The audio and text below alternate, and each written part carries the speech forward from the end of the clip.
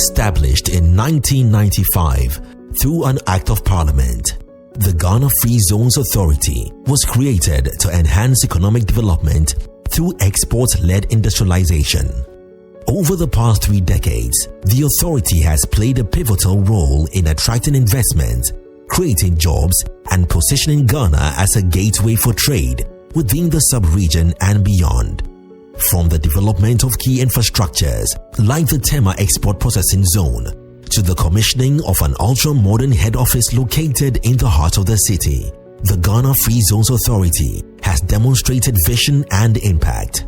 Currently, 339 enterprises have been licensed and registered under the Free Zones scheme, with 306 being active, leading to the creation of 40,000 jobs directly and thousands of indirect jobs across the country. Through consistent participation in international trade fairs and investment forums, Ghana's potential continues to be showcased to the world.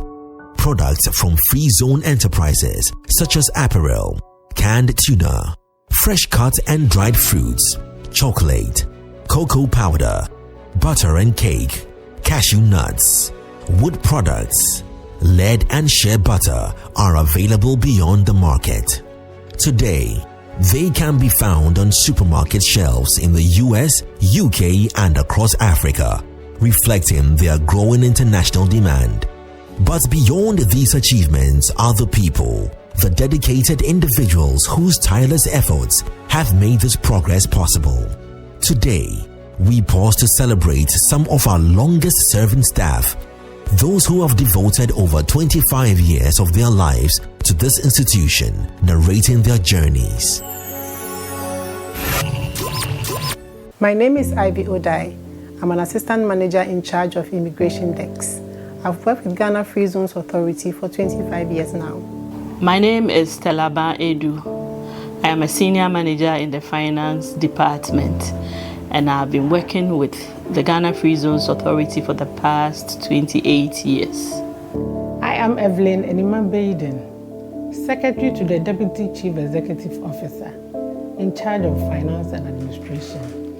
I have the privilege to be part of the Ghana Free Zones Authority for the past 26 years. My name is Dr. Patience Adbleze Akolo. I'm currently the Director for Corporate Affairs, PR, and Aftercare. I've been with the Ghana Free Zones Authority for the past 28 years. In the early days, the president then, the late Flight Lieutenant Jerry John Rawlings, was actually involved in the activities of the Free Zones, being a new concept that he himself had endorsed. At that time, I was the stenographer secretary to the then Deputy Executive Secretary in the person of Daniel Kwesi Hagan of blessed memory. After my national service in 1997, I was employed at the Ghana Free Zones Board as a receptionist and later assigned to registry. My first role at the authority was a secretary/receptionist. So I was employed as the Marketing, Promotions and Public Relations Officer. And before coming to the Free Zones, we had to go through a rigorous interview process with the board. And so I came in knowing the enormity of the work ahead of me. The authority moved to a bungalow close to Ridge. And then within the shortest possible time, we were informed that we are moving to Cantonment, GNTC bungalow. From the GNTC bungalow, I think we stayed there for about 5 years. And then we relocated to another building for 2 years before we moved to the recent building. Those days, there were only 4 departments: marketing, zone development, investor services, and accounts. Today, we have 12 departments. We have seen that our enclave is developing rapidly, and we are acquiring more lands to expand our operations. We have also regional offices in Tema, Kumasi, and Takrade. The increasing number of free zone enterprises is very refreshing. A lot has changed actually over the years. Our name has even changed from a board to an authority. We've moved from a modest building at the ministry to this ultra-modern building, from an unstructured organization to a structured one, from purely cash transactions to now cashless transactions, from manual processes to now online processing, from bare land in Tema to now a flagship export processing zone, from one office now to 4 offices. Yes, the most memorable one was when we got the funds from World Bank to develop the Tema export processing zone, and I was invited to be part of the team for the sod cutting.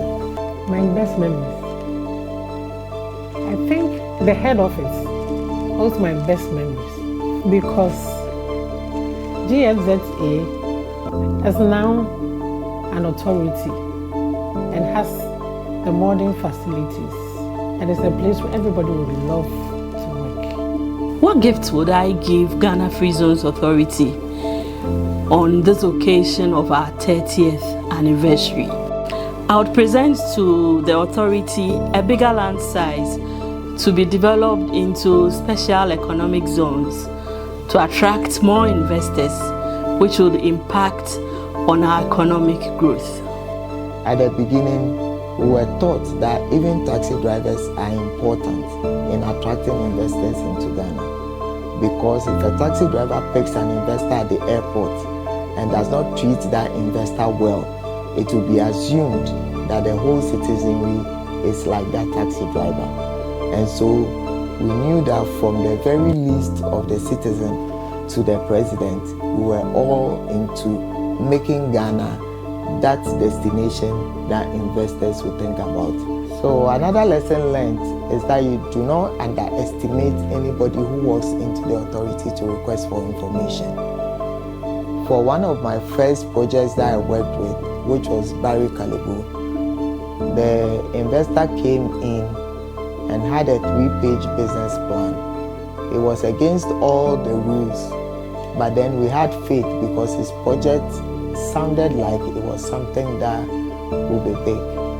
And so we had faith and worked with him, and that became Barry Kalibu, and Mr. Sinclair was the one who was promoting the project then. The message I'm leaving with our stakeholders and the general public is that without everybody's involvement, free zones will not be free zones. To sum up, I'm working with the organization or the Ghana Free Zones Authority for 25 years. In one word, I'll say progression. As we celebrate 30 years, we honor our past, we celebrate our present, and we look forward of shaping the future.